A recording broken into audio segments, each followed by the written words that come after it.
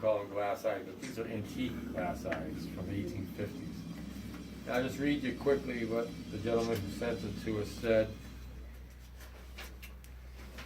He was a young man in England, and he wrote, "These are a pair of Victorian glass prosthetic eyes. They were a gift at Christmas from my estranged father. I am relatively unsure about the past of these, but being Victorian, they have had over 100 years of history attached to them.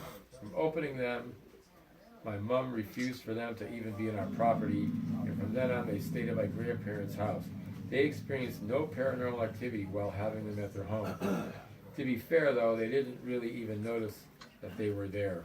After 3 weeks of being left at my grandparents' house, I finally convinced my mom to let me bring them home under the directive that they are to be put in a drawer, never to be seen or heard of.